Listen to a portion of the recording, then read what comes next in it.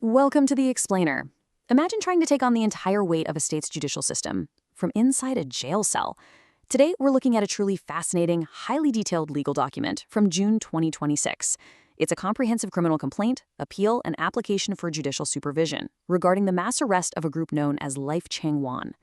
Now, legal documents can be incredibly dense, right? They often bury the real story under layers of formal jargon. But we're going to unpack this thing. We'll analyze its structure and understand exactly what is being argued, step by step, so we can cut right through the complexity. Let's dive in. So here's our roadmap for today. We've broken this document down into 5 clear parts. First, the anatomy of the complaint. Then the inciting July 2025 arrests. Next, we'll look at the challenge to Article 300, the alleged procedural violations, and finally, the applicant's demands. Let's get started. Okay, part 1, the anatomy of the complaint. Who exactly is filing this, and to whom? To truly grasp the weight of a legal filing, you always have to start by identifying the players involved. And here, you really need to look at the sheer escalation it represents. The applicant, Xu Fang, also known as Jiang Zifan, filed this on June 30, 2026. He is taking on local respondents in Henan province, specifically the Public Security Bureau, the Procuratorate, and the courts. But here's the kicker. He isn't just complaining to a local boss. This document is addressed directly to the absolute highest judicial organs in Beijing, the Supreme People's Court and the Supreme People's Procuratorate. It's a massively bold move, asking the very top of the legal system to scrutinize and hopefully overrule actions taken at the local level. Moving on to Section 2, the July 2025 arrests. This is our inciting incident. The spark that set this massive legal machinery into motion happened back in July 2025 with the mass arrests of Lifechanyuan members in Linzhou. Over the following months, the case moved through the entire life cycle of the criminal justice system. We're talking investigation, prolonged detention, prosecution, and for some, actual sentencing. This isn't just an ordinary individual case. It involves multiple people swept up in a mass arrest. And then, nearly a full year later, on June 30th, 2026, this official legal pushback was filed. The applicant's core premise here is actually pretty simple. A major violation at literally any single one of these stages could disrupt the factual foundation of the entire case. Section 3, challenging Article 300. Let's look at the core legal mechanism at play here. So, the primary charge leveled against the Lifechanyuan members falls under Article 300 of the Chinese criminal law. The state defines this as using superstition to undermine the implementation of the law. I mean, it sounds incredibly broad, right? Well, that is exactly the applicant's central argument. Criminal law fundamentally requires specific, tangible elements to be met. You absolutely cannot establish a crime simply because a group holds certain beliefs, or publishes articles, or lives a communal lifestyle that differs from mainstream society. Abstract labels just cannot replace specific criminal facts. Which brings us to a really crucial point. It's distilled perfectly into this rhetorical question posed directly to the courts. Which specific national law or administrative regulation did the persons associated with Lifechanyuan actually undermine? The applicant is fiercely demanding that the burden of proof be met. What was the specific act? Where is the causal relationship? Who are the specific victims, and what are the actual harmful consequences? The document insists that if the prosecution can't answer these questions with solid, irrefutable evidence, well, the charges should completely collapse. To really understand the friction in this case, it's like looking at 2 entirely different realities.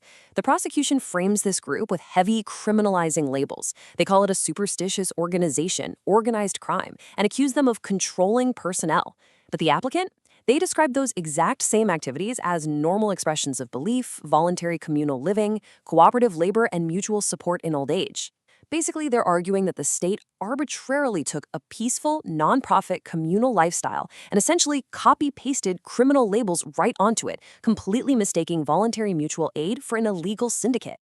All right, Section 4, alleged procedural violations. Let's map out these claims. Now, this is where the document shifts from debating the interpretation of the law to outlining some incredibly severe allegations of police misconduct. And I want to be super clear here that we are impartially reporting the claims made in this source document, but they are serious. The applicant alleges unlawful detention, extortion of confessions by torture, and illegal seizures of property. They even claim written judgments were withheld. And if that's true, it completely paralyzes a defendant's basic human right to appeal. This goes way beyond local grievances. It strikes right at the universal vulnerability of the individual against the massive machinery of the state. The document actually goes a step further and meticulously outlines how this evidence extraction allegedly took place. Step 1. Forced restraint at the scene. We're talking hands bound behind backs, prolonged squatting, and restricted access to food or rest. Step 2. Conducting interrogations without complete synchronized audio and video recordings. Step 3. Using psychological coercion, basically threatening heavy sentences to induce guilty pleas or force individuals to turn on each other. The applicant's argument here is foundational to due process anywhere in the world. If evidence is obtained illegally through these tainted methods, it has to be completely excluded in a court of law. And this brings up another really fascinating procedural argument. The filing states that the prosecution used opinions from state-affiliated religious research institutions to label Lifechanyuan's materials as superstitious. The applicant strongly pushes back on this. They argue you simply cannot outsource justice to a research center. An expert opinion on theology is literally just a value judgment. It absolutely cannot replace a judge's duty to establish the hard legal facts of a crime.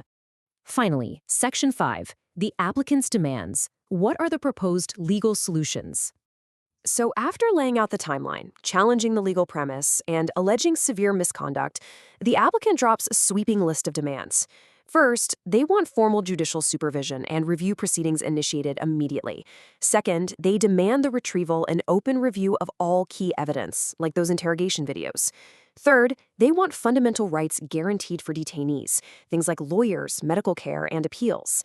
Ultimately, they're asking the top courts to correct the legal characterization, release the innocent, and, get this, actually pursue accountability against the local personnel who allegedly broke the law to build this case in the first place. To back up these massive demands, the applicant employs a really fascinating dual legal strategy. They lean heavily on domestic law, invoking the Chinese constitution's strict protections for religious belief and personal dignity, alongside the criminal procedure law's presumption of innocence.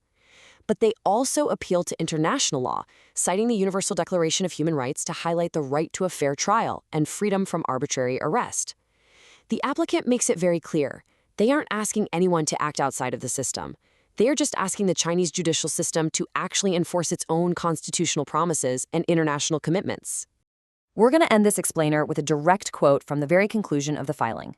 "The dignity of the law lies not in sending people to prison, but in establishing the truth." It really forces us to reflect on the ultimate purpose of any justice system worldwide. Is the law just a tool for the powerful to enforce the mainstream? Or is it a shield designed to protect the individual by relentlessly pursuing the objective truth? No matter where you live, that is absolutely a question worth asking. Thanks for joining me as we unpacked this fascinating case, and remember to always keep questioning the information around you.